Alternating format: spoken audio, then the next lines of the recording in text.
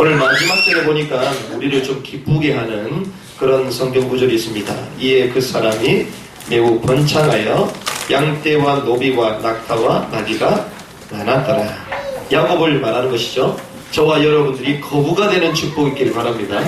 우리 이렇게 인사했으면 좋겠습니다. 거부가 됩시다. 거부가 됩시다. 제가 왜 갑자기 이상한 기복주의적인 거부가 되죠 이 말을 하냐면 이 야곱은요 하나님의 그 언약, 하나님의 언약을 위하여 선택받은 사람입니다. 그러면 이 언약을 설명하기 위하여 중요한 배경들이 갖춰져야 되는데 그 배경이 본격적으로 갖춰지는 게 오늘 성경 이 본문입니다. 그래서 저와 여러분들이 지난주 금요일로 우리가 끝나고 막 포럼을 하는데 그러는 거예요. 야, 이 메시지 무섭다. 우리가 어떤 메시지를 붙잡느냐, 어떤 메시지가 나오는가. 한 주간 동안 겪지 않아도 돼야 될 그 고통을 진짜 겪을 뻔했다. 그래서 메시지가 너무 중요하다. 막 이런 얘기를 했는데 오늘 저와 여러분들이 이 메시지가 야곱이 거부가 되지 않습니까? 저와 여러분들이 언약의 사람, 언약의 축복받던 하나님의 백성이 되어 하나님의 중요한 영적인 축복을 먼저 공급받는 복된 예배가 되시기를 주님의 이름으로 축복합니다. 네. 오늘 특별히 우리가 리더십 주의를 지킵니다. 셋째 주는 중직자, 리더십. 우리가 나이가 어려도 한 사회 그 공동체를 이끌어가는 중요한 영적 리더로 하나님이 저와 여러분들을 부르셨죠. 그래서 그 공동체는 어떤 지도자인가에 따라서 달라지는 것입니다. 그렇습니다. 하나의 공동체, 그 공동체가 어떻게 되느냐, 지도자가 누구인가에 따라 달라지는 것이죠. 지도자의 그릇대로, 지도자의 생각대로 그렇게 바뀌는 것입니다. 특별히 지금 한국 사회가 어떻습니까? 지금 막 지도자 욕을 막 많이 하잖아요. 지금 선동과 투쟁의 흐름으로 지금 가고 있습니다. 제가 이 종로, 용산 이런 데서 산 적이 있었는데 그 동네가 생각 외로 발전이 많이 되고 깨끗한 동네입니다. 그 정치 1번지가 또 종로 아닙니까? 그 광화문 가면 얼마나 이게 제가 광화문에서도 옛날에 직장도 생활도 하고 그랬거든요. 이 광화문이 얼마나 이렇게 막 트여 있고 좋은지. 그런데 지금 광화문에 가보십시오. 그런 전경을 볼 수가 없습니다. 세월호 천막부터 막 지금 막 선동하고 막 촛불 시위부터 해서 몇 년 동안 지금 그 정치 1번지라고 불리는 종로가 지금 마비되어 있는 상황입니다. 저 사직동 저쪽 그 터널 쪽으로 올라가는 그쪽에 금호가 있습니까? 그쪽에도 보면 피켓 들고 막 그러거든요. 일상 그래요. 전경들이 몇백 명이 거기 막 대기를 하고 있습니다. 거기 언더드 선교사가 세웠던 세문안 교회가 거기 있지 않습니까? 제가 중요한 사역들이 많이 있어서 그 지역을 많이 돌았고 이번 주 목요일 날도 제가 거기 역사박물관, 이번 주에 특별히 북한 인권 그 영화제가 5번째 진행이 되는데 그 현장을 또 가야 되는데 갈 때마다 이 서울이 왜 이렇게 됐을까? 이럴 때가 많이 있습니다. 그런데 왜 그러냐면요. 지금 한국 사회가 지금 선동과 투쟁으로 가고 있습니다. 우리가 잘 알다시피 지금 역사 교과서 때문에 말이 많습니다. 지금. 그 전에 어땠습니까? 메르스 때문에. 메르스가 감기보다 심각한 병이 아니거든요. 그런데 메르스가 발생되었을 때 뭐라고 얘기했냐? 이거는 준전시 상황이다. 이랬습니다. 어떤 분. 준전시 상황이 아닙니다. 아주 상식적이고 당연한 하나의 전염병일 뿐입니다. 우리가 중동 그 낙타, 기관지, 호흡기에 대한 그 질병이 중동을 통해 왔다. 이걸 메르스라고 얘기하잖아요. 중동에 대해서 너무 관심이 없다 보니까 중동에서는 일상적으로 있는 그 전염병인데 우리에게는 새롭게 다가오니까 이게 크게 느껴졌을 뿐이지 실제로는 큰 것이 아니죠. 그런데 이거 가지고 준전시 상황을 해야 된다. 이러고 나서 어떻겠습니까? 우리나라 경제가 휘청거리고 중국에만 유효커들이 오다가 발걸음을 돌리고 이런 일이 벌어졌잖아요. 지금 거의 다 잡혔는데 지금 그 여파가 아직까지도 사실 남아있습니다. 저 같은 사람 잘 몰라도 실제로 시장가에서 일하시는 분들이나 이 중소상인들은요 그 여파가 너무나도 크다는 거죠. 이게 우리나라가요 조금만 문제가 생기면 이 선동과 투쟁으로 가고 있다는 것입니다. 세월호가 어땠습니까? 메르스가 어땠습니까? 4대강 사업. 우리나라가 지금 역대 가장 지금 그 기근, 지금 비가 내리지 않아서 지금 물이 지금 다 말라있는 그런 상황 아닙니까?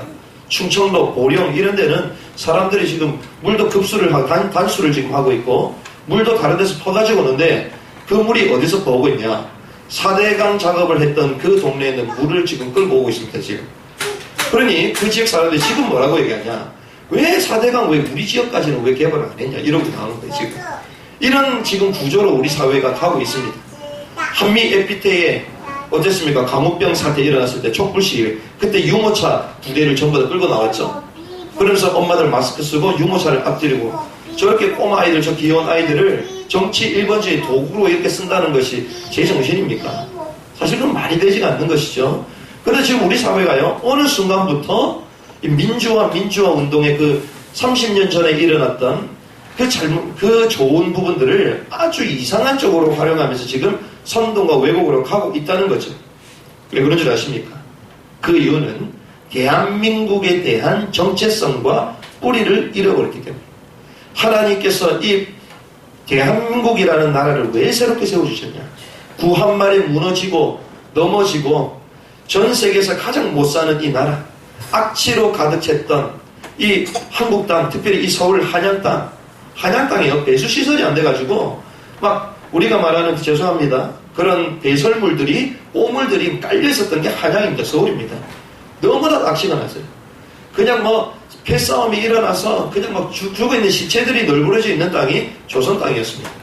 그런 땅에 하나님께서는 새로운 인물들을 세우시고 복음이 들어오게 하시면서 이 민족을 바꾸셨는데 왜 그렇게 하셨다는 거죠. 왜 그렇게? 과테말라가 우리나라보다 훨씬 잘 살았습니다. 필리핀이 우리나라보다 훨씬 잘 살았습니다. 그런데 우리나라가 지금 어떻게 됐습니까? 지금요, 미국과 지금 견질 수 있는 가장 지금 OECD 국가 가운데 강대국들과 가장 어깨를 나란히 하는 나라가 우리나라죠. 이 한반도의 대표적인 지금 축복의 땅이 됐습니다. 왜 그랬습니까? 정체성을 잃었기 때문에. 정체성을 왜 잃었습니까? 역사를 올바로 전달하지 못했기 때문이죠. 그래서 이 역사는요, 어떻게 봐야 되느냐? 민족주의가 좋으면서도 사실은 좋은 것이 아닙니다. 유대인들이 말하는 이유가 뭡니까? 민족주의, 선민서상, 우리만. 전 세계가 지금 왜 싸우고 있습니까? 민족주의입니다. 내 거, 우리 거. 지금 일본이 지금 우경화되고 있는 이 민족주의로 지금 가고 있거든요. 이게 갈수록 위험한 것입니다. 우리나라 거, 우리 거. 아닙니다. 지금 시는 어떻습니까? 글로벌 아닙니까? 글로벌입니다. 전 세계를 보고 손을 잡고 같이 가야 되는데 우리 거 얘기하는 거죠. 세국 정책했을 때 우리나라 어땠습니까? 완전 망했거든요.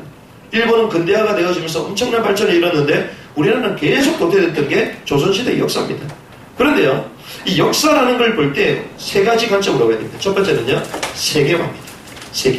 세계적인 관점을 가지고 오늘을 봐야 되죠. 세계가 지금 어떻게 되었냐? 공산주의가 전부 다 망했습니다.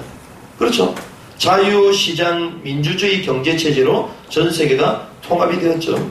근데 우리나라만 이런 무상복지부터 해서 이 공산주의, 무상급식 뭐 이런 것들 나오고 있습니다. 세계화를 그러면서 우리나라의 민족화, 우리나라 민족의 특수성 이런 것들을 볼 수 있어야 됩니다. 그런데 그것만 봐야 됩니까? 그렇지 않습니다. 제일 중요한 게 있습니다. 그게 뭐냐면요, 세계를 봐야 되고요, 우리 민족을 봐야 되고, 더 중요한 것은 언약사, 언약의 역사로 볼 수 있어야 됩니다. 언약의 역사로 우리 민족을 볼 수 있어야 되고 세계 역사를 볼 수 있어야 됩니다. 이것을 알려주고 전하는 사람이 누굽니까? 교육가들이에요. 이것을 전달하는 사람이 누굽니까? 대부분 지성인들 아닙니까? 그런데 제가 65개 대학을 전부 다 싹 돌아보면서 결론 내린 것, 우리나라 70%, 80% 이상 대학이 전부 다 좌익화 되었다. 좌익이 나쁜 게 아닙니다. 그런데요, 복음하고 계속 반대로 가는 이론을 내는 것이 사실은 좌익입니다. 그 사실을 알아야 됩니다. 왜 갑자기 이 예배 시간에 뭐 정치 얘기를 하냐 이럴 수 있습니다. 그렇지 않습니다. 이것은 정치가 아니고 영적인 사실입니다. 동성애를 옹호하는 사람이 누굽니까? 그쪽 팀들이에요. 반기독교 종교인들 전부 다 세금 내라, 목회자들 세금 내라 하는 사람이 누구죠? 다 좌익 세력들입니다. 지금 무슬림들이 막 들어오고 있지 않습니까? 다민족 정책, 무조건 받아들이는 정책, 누가 지금 하고 있습니까? 좌익들이 하고 있습니다. 그러니까 복음하고 반대적인 정책을 계속 좌익들이 하기 때문에 그 이념을 가지고 흔드는 사단의 전략을 정확하게 봐야 되는 것이죠. 지금 77년 전에 우리나라가 일본의 식민지가 되어서 신사참배를 총에서 가결을 했습니다. 홍태키라는 이 목사가 신사참배는 우상하는 것이 아니라, 우상에게 절하는 것이 아니다, 이것은 국가 의례다 이러면서요, 모든 목사들, 모든 교회 사람들이 신사에 절을 했습니다. 그런데 지금 와서 어떤 일이 벌어졌습니까? 일본이 무너지고 우리나라가 강대국이 되고 나니까 지금 77년이 지난 이때에 합동측에서 우리가 총회가 100년이 되었는데 신사 참배가 한 지가 지금 77년이 되었다. 우리가 그때에 했던 했던 것을 무효화시키자. 이래서 총회할 때 무효를 시켰어요. 77년 전에 무효시키고 우리가 하나님 앞에 회개하자.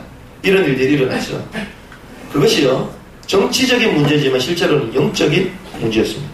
그렇습니다. 우리가요, 세상에 이런 돌아가는 것들을 영적인 눈으로 보지 못하면 우리도 모르게 그런 사단의 제자들한테 우리가 사로잡혀서 그 시스템의 노예가 될 수가 있다는 것이죠. 영적으로 정확하게 보고 정확한 것들을 전달할 수 있어야 됩니다. 어제 보니까 이 청소년들이 앞에 나와가지고 제가 카톡 보내드렸잖아요. 청소년들이 와가지고 피켓을 걸고 초등학생이 마이크 잡고 역사, 우리는 거꾸로 가고 있다. 초등학생 역사를 어떻게 합니까? 초등학생 역사를 어떻게 알아요? 배워야 될 아이들 아닙니까? 그런데 이 정교자가요, 그 색깔을 전부 다 잡아놓고요. 이게 웬일입니까? 그런데 이거는 시작에 불과합니다. 여러분들 제가 얘기할 때 심각하구나. 심각은 아닙니다. 앞으로 엄청난 일들이 벌어질 것입니다. 저는 예언가가 아니지만 돌아가는 정세가 그렇거든요. 그래서 우리가 올바른 지도자가 돼야 되겠다. 우리가 이 민족을 살려내고 정말 하나님 원하시는 후대를 제대로 키워낼 수 있는 그런 영적 지도자로 새롭게 일어나야 되겠다라는 것입니다. 지금 시대가 어떻습니까? 이 후대들이요, 감사를 잃어버렸습니다. 감사를 잃어버렸어요. 우리나라가 이렇게 발전한 게 감사해야 될 거 아닙니까? 그런데 감사를 잃어버렸습니다. 원망과 불평과 투쟁과 선동의 도구가 되고 있습니다. 이게 웬일입니까? 우리 자녀가 실컷 키워놨는데 부모님께 감사하다고 해야지. 엄마 나한테 해준 게 뭐가 있냐? 아빠 도대체 왜 나를 이 모양 이 꼴로 만들어놨냐? 이런 부모 마음이 억장 무너지는 거 아닙니까? 그런데요, 핏대를 올려가면서 삿대질을 하면서 아니라는 거죠. 지금 이것이 대한민국이 돌아가고 있는 것입니다. 그래서 우리는요, 민족을 바꿀 지도자가 일어나야 되겠고, 그래야지만 이 민족이 겪지 않을 고통, 그리고 당하지 않고 시간과 에너지를 소모하지 않는 것입니다. 우리가요, 이런 부분들이 잘 정리가 되어서 겪지 않아도 될 고통, 겪지 않는 축복이길 바랍니다. 우리가요, 후대들을 제대로 키워놓고요, 올바른 지도자가 올바른 교육을 해놓으면 겪지 않아도 될 고통. 지금 우리나라 어떻습니까? 지금 빨리 복음 통일해야 될 거 아닙니까? 복음 통일해서 지금 70년 동안 김정은의 정권에, 공산 정권에 사로잡혀 있는 저 인민들을 풀어내고 북한의 전부 항무지 같은 그 현장을 다시 한번 재건해내고, 그러면서 육로를 통하여 저 중국을 살리고, 그리고 어디입니까? 저 러시아, 몽골, 초원까지 땅 끝까지 달려가야 될 거 아닙니까? 이 부분을 다 놓치는. 지금 그래서 우리끼리 이념 전쟁하고 있는 이런 상태가 되어버렸다는 것이죠. 그래서 우리가요, 겪지 않을 고통, 당하지 않고 정말 하나님이 원하시는 집중과 온유를 하는 그런 영적 지도자로 분명히 세워져야 되겠다라는 것입니다. 오늘 본문을 통해서 우리가 겪지 않을 고통 속에 가정을 만들어가는 야곱의 스토리를 지난주에 쭉 보았습니다. 특별히 오늘 본문을 보면요, 이 라반의 집을 떠나는 야곱의 모습을 우리가 첫 번째로 볼 수가 있습니다. 22절에서 25절의 말씀 보면, 라헬이 요셉을 낳았을 때에 야곱이 라반에게 이르되 나를 보내어 내 고향 나의 땅으로 가게 하시되, 이렇게 갑니다. 자, 요셉을 낳았을 때에 이 야곱의 나이가 몇 살입니까? 91세입니다. 대단하죠. 91세입니다. 처음에 야곱이 라반하고 계약을 할 때에 7년 있겠다 했지 않습니까? 그런데 사기 결혼을 당하고 나서 나중에 7년을 더 있게 됩니다. 그러고 나서 그 계약이 14년입니다. 14년이라는 그 기간이 마지막 딱 될 때쯤 요셉이 태어나거든요. 그때에 이 야곱의 나이는 91세입니다. 라반과의 계약 기간이 종료되는 14년이 흘렀습니다. 자, 14년 계약 기간이 딱 종료가 되니까 이 야곱이 속에 있는 얘기를 다 하는 거예요. 14년 동안 그렇게 자기 삼촌을 잘 섬기는 모습을 보면서 삼촌이 어떻게 생각했겠습니까? 이야, 평생 동안 이 야곱을 써먹으면 되겠구나, 이렇게 생각했을 거 아니에요. 근데 야곱이 14년이 탁 되고 나니까 돌변하는 거예요. 뭐라고 얘기합니까? 돌아가겠다는 거예요. 여러분들이요, 지도자들은요, 아랫사람의 보이지 않는 말을 잘 들어야 돼요. 그쵸? 말하지 않는 그 소리를 잘 들으셨어요. 라반은요, 계속 있을 줄 알았는데 그렇지 않습니다. 야곱의 진짜 본심은요, 가겠다는 거죠. 처자를 데리고 내 고향으로 가겠다. 나의 땅으로 돌아가겠다. 이럽니다. 이게 야곱의 본심이 드러나는 것인데요. 이것이 사실은 아랫사람의 마음입니다.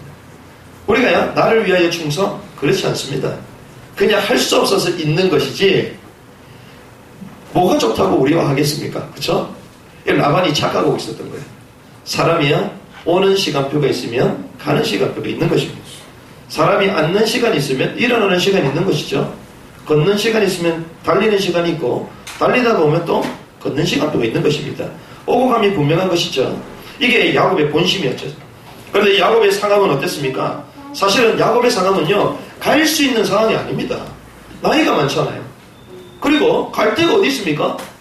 갈 돈이 있습니까? 무일 뿐인데요. 자기의 고향 땅으로 가겠다고 했는데 고향 땅 누가 지키고 있습니까?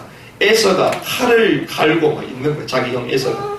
그리고 자기를 잠시만 가 있어라고 얘기했던 그 어머니 리브가가 다시 오라고 얘기했습니까?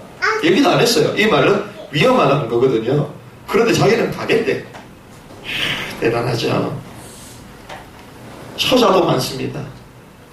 먹을 식솔이 많단 말이에요. 이게 쉬운 일입니까? 근데 야곱이 탁 가겠다는 겁니다. 왜 그런지 아십니까? 창세기 28장에 보면 이 베델에서 하나님을 만나는 그 스토리가 나옵니다. 그때에 하나님이 땅, 자손, 요 언약을 주셨잖아요. 환경은 되지 않았어도 이 야곱이요, 거기에 대한 언약에 대한 조그만 그 미련과 그 마음은 그래도 늘 간직하고 있었다. 가자. 하나님 어차피 축복하실 것인데. 이러면서요, 가겠다라고 얘기를 한 것입니다. 독립을 선포한 것이죠. 이것이요, 야곱의 모습입니다. 우리가 잘 시찰을 보면요, 이게요, 출가를 하겠다. 이거 아닙니까, 야곱이. 출가가 될 수가 있고, 아니면 가출이 될 수가 있습니다. 근데 야곱은 가출이 아니라 출가 아니겠습니까? 우리가 출가와 가출의 기준이 뭔지 아십니까? 대부분 나이가 어리면 가출이다. 이렇게 얘기하잖아요. 나이가 좀 많이 들면 출가다. 이렇게 얘기하잖아요. 근데 사실은 이건 출가가 아니야. 어떤 의미에서는 가출과 같은 거예요. 아무것도 안 됐는데 가겠다는 것입니다. 그때 라반이 설득합니다.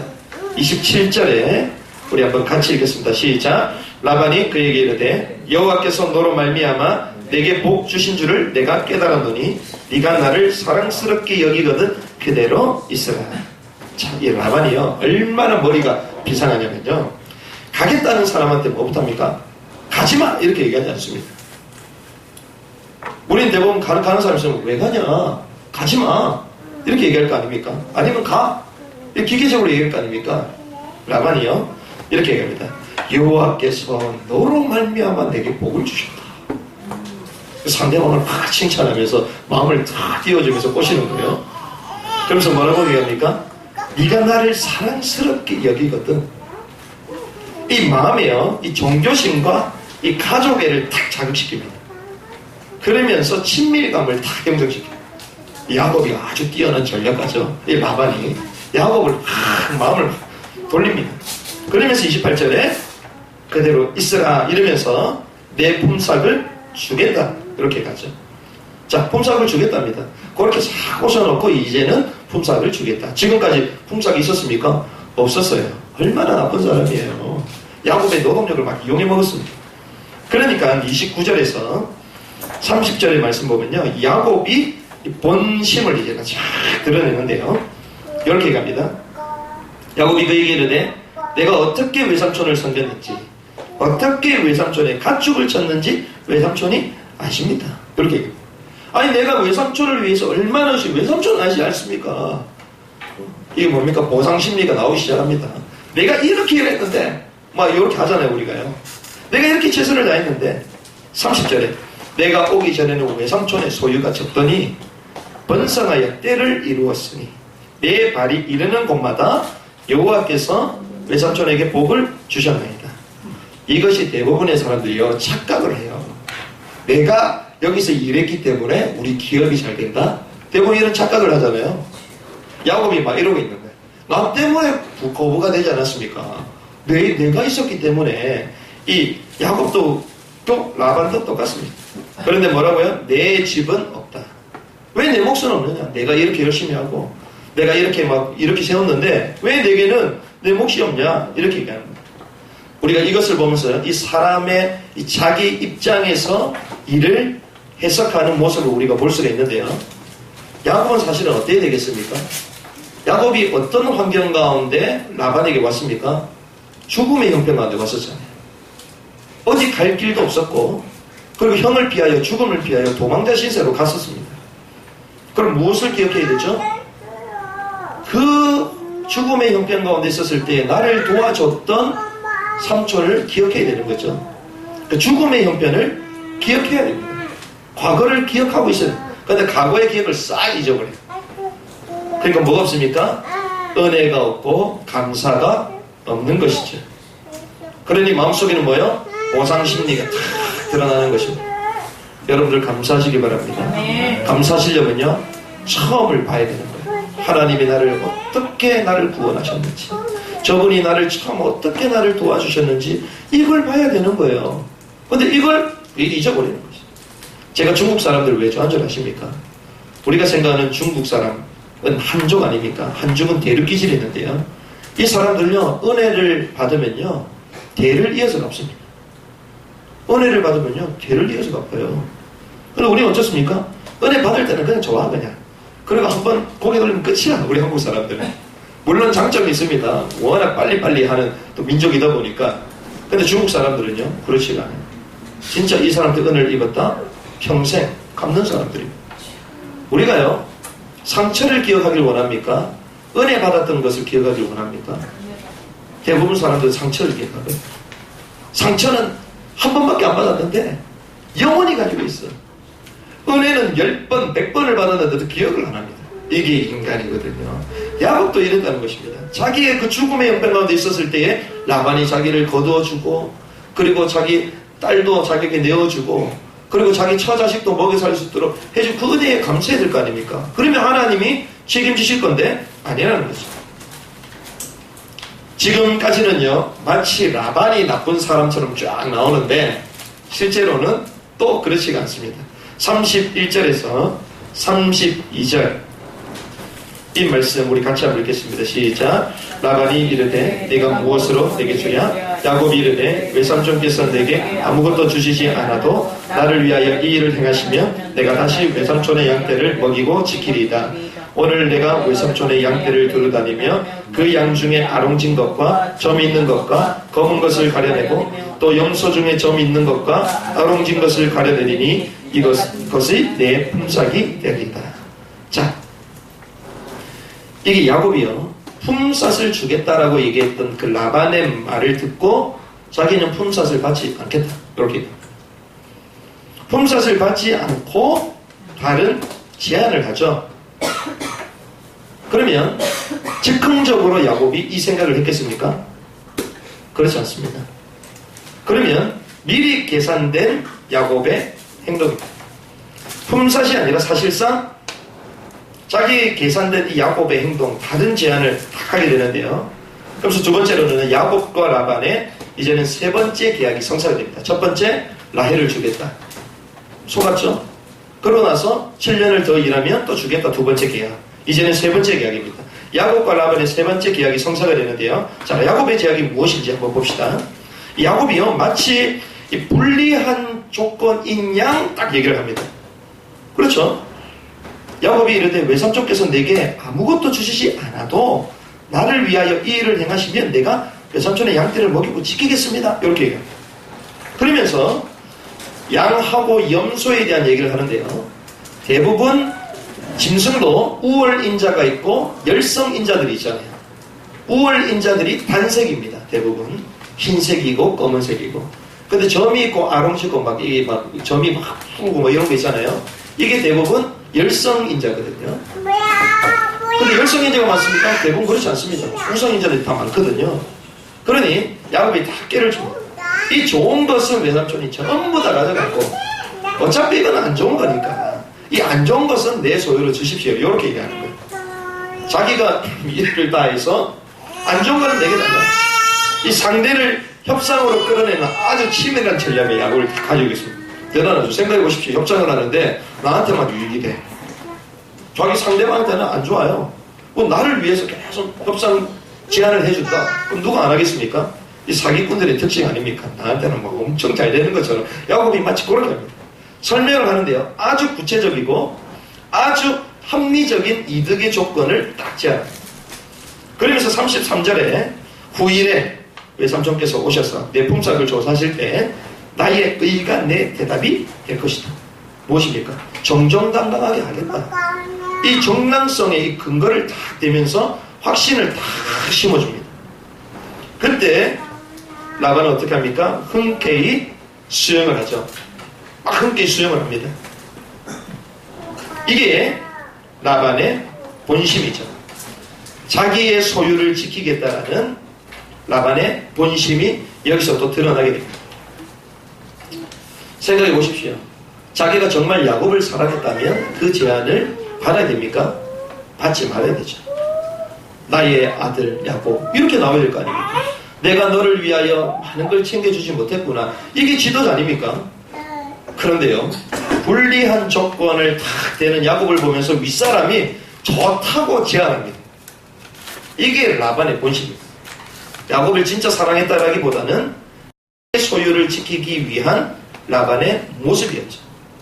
자기 것이 무엇입니까? 딸 보내기 싫은 겁니다. 손자 보내기 싫은 거예요. 야곱 아니라 야곱의 노동력 이것도 가지고 있고 싶은 겁니다. 그의 재산을 증대할 수 있는 그 방법, 그 틀을 그대로 유지하고 싶은 거예요. 그 제안 실제로 자신을 위한 거래를 라반을 한 거죠. 그런데요, 그게 어디서 증명이 되어지냐? 밑에 본문을 쭉 보면요, 실제로 탐심의 눈먼 라반의 실책이 나옵니다. 34절 35절에 보면 라반이 이르되 내가 네 말대로 하리라 하고 그날에 그가 순염소 즉 얼룩무늬 있는 것과 점 있는 것을 가리고 암염소 중 흰 바탕에 아롱진 것과 점 있는 것을 가리고 양 중에 검은 것들을 가려 누구에게 맡깁니까? 자기 아들들의 손에 맡깁니다. 결국 팔이 어디로 굽습니까? 하늘로 다 굽어. 야곱 위하는 척하면서 여호와께서 너로 말미암아 축복하셨고 정말 나를 사랑한다면 같이 있어야 되고 품삯을 주겠다 하는데 실제로는 그게 아니었다는 거죠. 자기 아들을 딱 줬습니다. 이것이요, 탐심의 눈먼 라반의 술수입니다. 우열한 우성에 있는 양과 염소는 아들한테 주고 또 우성과 열성이 또 섞이면 나중에 교미할 때 또 좋은 종이 나올 수가 있잖아요. 또 그거까지도 차단하려고 살 길을 멀리 있는 곳으로 내보냅니다. 라반이 얼마나 악합니까? 그렇죠? 완전한 자기 소유에 대한 보호막을 딱 치는 거죠.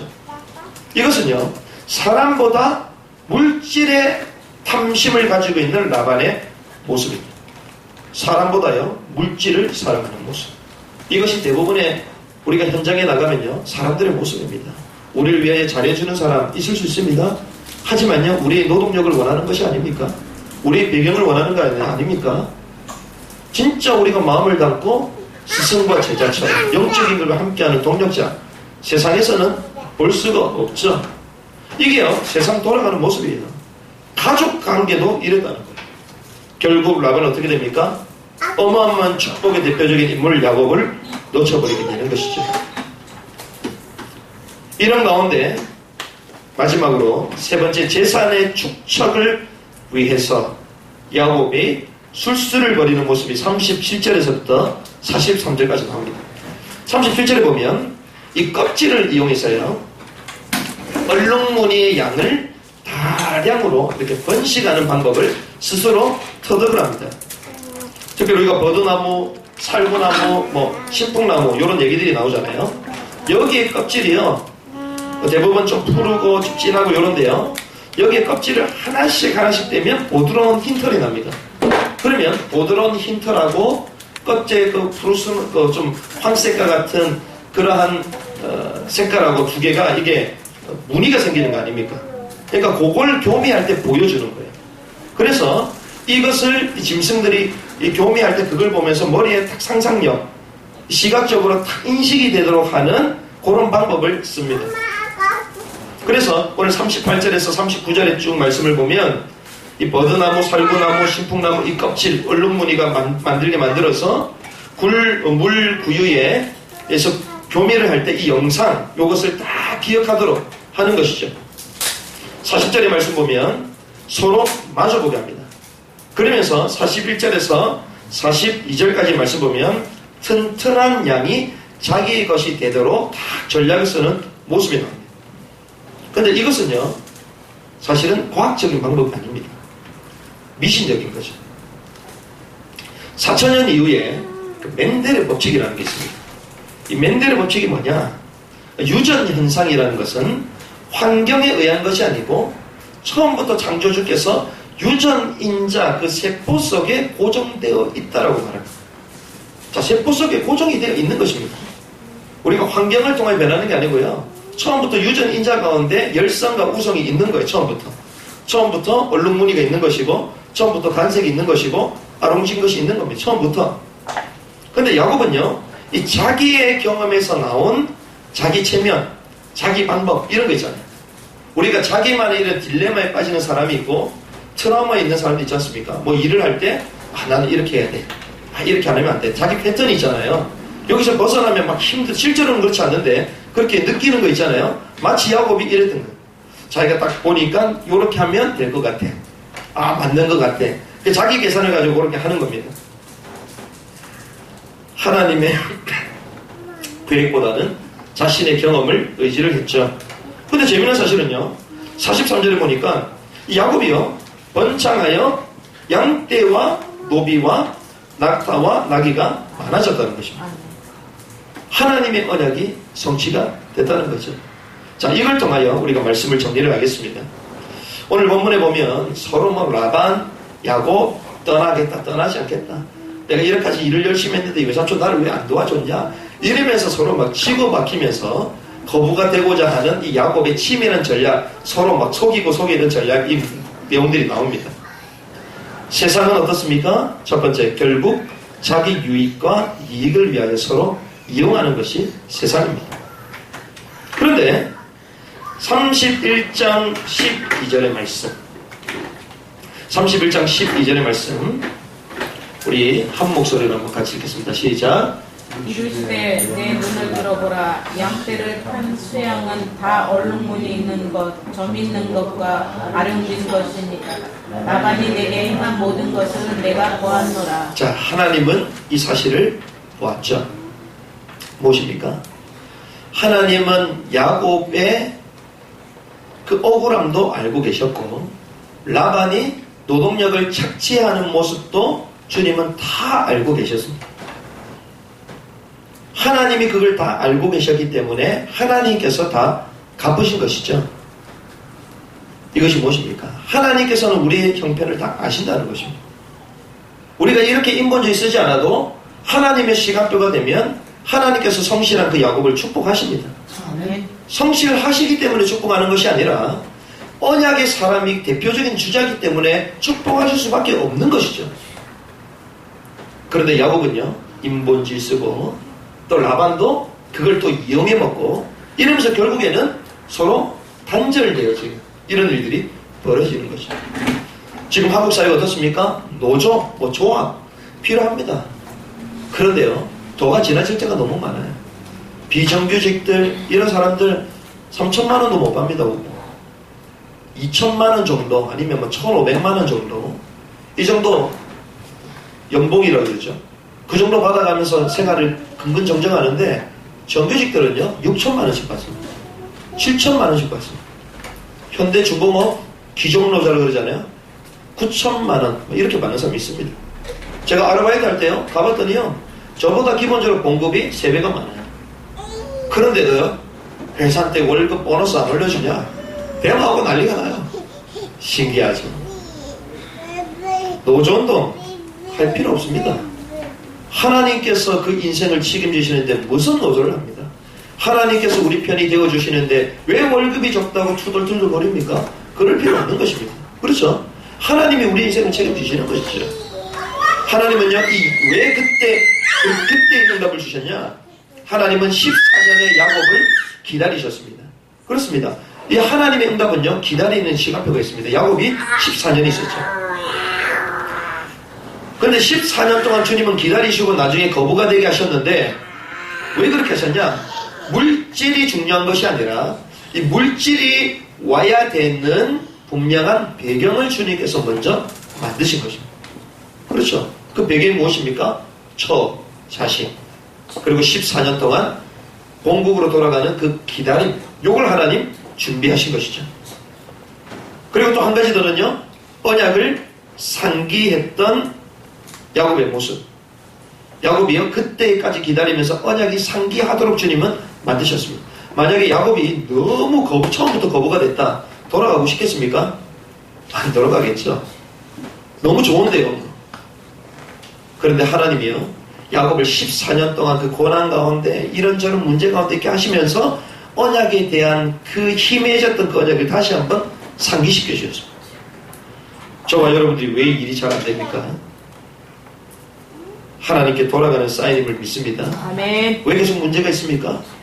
그때 처음 주셨던 그 하나님의 그 언약 다시 한번 해보게라고 하나님이 그 시간표를 주시는 거예요. 야곱이 그게 딱 상기가 됐던 거예요. 그러니 이제는 안주에 하지 않고 사상에 젖어 있지 않고 이제는 도전과 이제는 결단을 해야 되겠다, 이러면서 돌아가겠다라고 말한 것이죠. 두 번째는요, 언약 때문에 하나님은 우리를 축복하실 것입니다. 그렇죠. 우리의 것이 우리의 것입니까? 그렇지 않습니다. 우리는 누구의 것이죠? 하나님의 것이다. 아멘. 고린전서 10장 31절에 무엇을 먹든지 마시든지 하나님의 영광을 위해서 하라. 그것이 우리의 신분입니다. 세 번째는요, 오늘 본문에 재미난 모습이 나오잖아요. 이 유전자, 이 세포는요, 고정되어 있습니다. 우리가 이 사실을 모르면 어느 목사님들이 이렇게 설명을 합니다. 이 야곱이 하나님께서 엄청난 지혜를 주셔가지고 거부가 되게 하셨다, 이렇게 설교하신 목사님들 많더라고요. 근데 저는 묵상하면서, 그래, 하나님의 이 능력은요, 이 DNA 법칙을 넘어서는 하나님의 능력이다. 그렇죠? 근데 또 한편으로는요, 이게 DNA 법칙이 완전 벗어났다는 것이 아니라, 생각해 보십시오. DNA, 그 몇 천만 개, 몇억 개, 몇 조, 이 정도 되면 그 세포들이 다 있습니다. 그런데 하나님께서요, 그 처음부터 고정시켜 두신 그 우연한 그 DNA 유전 인장, 그리고 미싱처럼 행동했던 그 야곱의 그 방법하고 딱 맞추신 거예요. 그렇죠? 그게 딱 맞도록 만드셨어요. 무슨 말입니까? 하나님은요, 이 야곱에게요, 초과학적인 역사를 이루어 가셨는데, 그 일에 대한 하나님께서 초과학적인 축복을 주셨다는 것이죠. 그렇습니다. 우리가 하는 그 일이 남들이 볼 때는 얼토당토 하는데 하나님이 볼 때는 너무나도 맞는 거라는 거예요. 하나님이 그렇게 축복해 가시는 거예요. 이게요, 야곱이 미신 같은 행동을 했다 할지라도 하나님은 그것을 바꿔서 DNA 유전 그 형질하고 딱 맞도록 하나님께서 그렇게 맞게 인도하셨다는 것이죠. 그래서 저와 여러분들이 그렇다, 하나님이 나를 왜 불러주셨냐, 하나님의 언약의 사람으로 나를 부른 것이 맞다면 내가 성령의 인도를 받아야 되겠구나, 하나님의 인도를 받아야 되겠구나, 그 일에 쓰임받아야 되겠구나. 세상은 결국 자기 유익, 야곱처럼 우리가 힘보지 쓸 필요도 없습니다. 하나님은 우리 삶, 우리 그 시간표를 너무나도 잘 알고 계시기 때문에 하나님께서 알고 축복하신다는 것이죠. 이 언약 붙들고 이번 한 주간, 하나님, 세상은 이 수많은 거짓과 탐욕과 서로 술수를 가지고 우리를 미혹하기도 하고 넘어뜨리기도 하지만, 우리가 그 세상에 속지 아니하고 내가 거부가 되는 것이 목표가 아닌 언약의 사람으로 내 삶을 집중할 수 있도록 인도하여 주시옵소서. 그리할 때 그 시간표가 맞을 때에 하나님께서 나를 축복하시는 것을 사실적으로 볼 수 있는 귀중한 한 주간이 되게 하옵소서. DNA를 뛰어넘고 유전자를 뛰어넘는 초과학적인 하나님의 역사가 내 삶 가운데 이를 통하여 나타나게 하여 주옵소서. 이 언약 붙들고 승리하는 한 주간이 되시기를 주님의 이름으로 축복합니다. 우리 주신 말씀 붙들고 한번 기도했으면 좋겠습니다. 하나님,